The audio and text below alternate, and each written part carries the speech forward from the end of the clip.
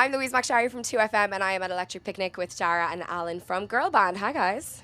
Hello. I'm very excited to talk to you because, and I'm going to give you a compliment here, guys, so like brace yourselves. I think you're one of the best live acts in Ireland at the moment that I've seen in a really long time. So it's great to get to sit down and have a chat. Thanks for taking the time. Yeah, no problem. And thank you very much for the compliment. You're very welcome. We'll get into that more. So you guys, I'd love to hear about how you became a band and how you started playing music together. Myself and Daniel went to school together, and then I heard something about a rugby career in Mount Temple. yeah. Well, the first time I met Daniel, claims he doesn't remember this, but we were in rugby camp. We were about 12, and I got the ball off him probably very, very, very well. And, Obviously. And he pushed me, and he started on me, but he says he doesn't remember that. But you know, I'm a liar. So he started a fight with you, That's then what he said. But Yeah. it was a mild thing, and then I met him eventually. Yeah, but that was it. And we met then- Al through a mutual friend, and then eventually got at him. Yeah. But how did you kind of start playing music? Like, was it always, you and Daniel then, did you straight away realize that you kind of had music in common, or? Well, my first ever band was with Daniel, and it was called the Roy Kybert Experience after our friend in the band Roy Kybert. Okay. And we absolutely murdered Come Together with the Beatles at a school thing. We didn't play the song through once, and then that disbanded pretty swiftly. Okay. So that's what I like that. But then eventually we were 16, we had a band with like Al and two other lads, and then Yeah. And so, because how old are you guys now? 24. Yeah, so you've been at it, 8 years now together? Yeah, Jesus. Yeah. That's a long time. We had a 10-year compilation or Oh, something. greatest hits. Yeah, greatest hits. So it seems like in the last, 2 to 3 years, you've started to get really incredible recognition both in Ireland and abroad. Lots of people seem to be taking note. What do you think it is that has got people's ears pricked up about your sound? I know that's a hard question. I don't really know, to be honest. I think when we're quite a heavy band, and I think heavy bands, if they can kind of slip through a bit easier sometimes than if it's really, really song based, like big choruses and big verses and stuff like that. So I think that way it's kind of worked. I don't know. It's a bit of a weird one though. It's strange that it has picked up so much. You know what I mean? Well, I mean, for me, so I'm a huge fan of you guys. I've been to see you play loads of times. Every chance I get, I go.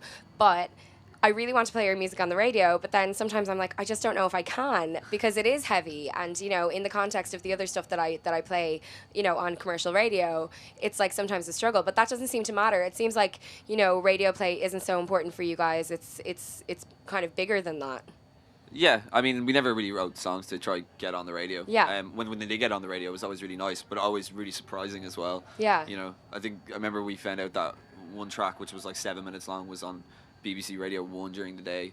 It's just like, why? Like, no one's gonna like that for like that kind of audience. Like, so it was a bit weird, but yeah, no, it's been really nice. You know what I mean? But yeah, it's never been the issue about like, oh, we should try to get the songs to work on radio or do radio edits or anything like that, because it kind of just is what it is. Well, I suppose that makes sense, and it connects to what you were saying before. I guess it means that your music finds its audience because it is specific, and it's not trying to be everything to everybody. Yeah, I think people that are like it or really, really don't like it. Yeah. Seems to be the case. Yeah. What's it like when people really, really don't like it? I don't know, like... We played this one gig in Belfast before for Arthur's Day, like 3 years ago, I think. 2 years ago, 3 years ago. Oh, It was like the last back Arthur's then. Day anyway. And we done it, and it was up in Belfast. And we had 2 shows. And one show was really good. It was like in a nice big room, and it was kind of a younger audience, and that was good. But then we were like the special guest headliner thing. Right. Which was ridiculous because they had the script and they had these really, really big names that are going to work in these small pubs, and we got put into guys. we got put into this pub that was right next to like a big Deloitte law or whatever, it's accounting firm or whatever, and just all these people coming in like, oh, we'll go in for a quick drink for Arthur's Day, and then the guy who was running the pub found out it was us, and he was like, oh, they must be someone off the X Factor or something like that. And then the guy who was doing the Because sound, of your name, do you think? Yeah. And the guy Yeah. doing the sound was like, oh no, they're very different to that. And then we played, and the room just emptied. But we were contractually obliged to play for the whole set. So Oh, it was no. like, and there was like a trad band on before us, and then like a covers band on afterwards. It was just the wrong fit altogether, you know. So Yeah. it's just, it was kind of hostile towards the end. Yeah. Daniel got called something pretty gnarly at the Well, that sounds unpleasant. Hopefully, you don't have to do too many more of those gigs. Yeah, it was like a nice learning curve. But what's it like when you? Yeah, I bet. What's it like though when you do find your audience? Because I've been at gigs where everyone is losing their minds, and that's got to be incredible.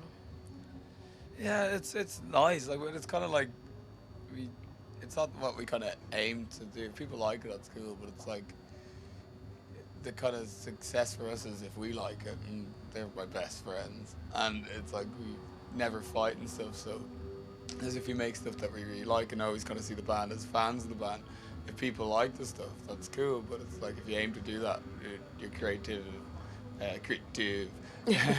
creative compass might. Be skewed. Yeah. Yeah, that's interesting. So you're really in it for the art. Right And the on. friendship. Yeah, the Yeah. friendship Art and the and heart, Friendship, man. feelings. I love it. Okay, so you released an EP in April, but what's next? Well, we've had 2 singles come out, and then the album comes out at the end of September, and then just a lot of touring. We have a lot of gigs coming up, right up until the new year. That's really exciting. An album in September. Yeah, no, it's cool. This is the big time. Yeah, As in, it's a big amount of songs, and it takes a lot to put out an album. Like, not everybody gets that opportunity. Yeah, it was cool. Like, cause when we first started off, it was kind of like if we got like an album out, and if it was around like a tour in England and Ireland, that'd be great. You Yeah. know? And then it's like this looks like it's gonna be a world tour, and that just kind of like naturally happened as opposed to being like it was kind of a steady trajectory, and it was like the people we work with we really like love like and they're really sound, so it just kind of worked out that way. But it was gradual. Yeah. Yeah, It was, cool. Well, I think that's the best way to do it because, you know, you're learning with every experience that you have. You now know not necessarily to do kind of corporate gigs in Belfast. And I'm sure there have been lots of other lessons along the way. All right, thanks so much, Darren Allen Hey, from pleasure. Girl Band. Really No problem. appreciate you popping by. Thanks. Cheers, thank you very much.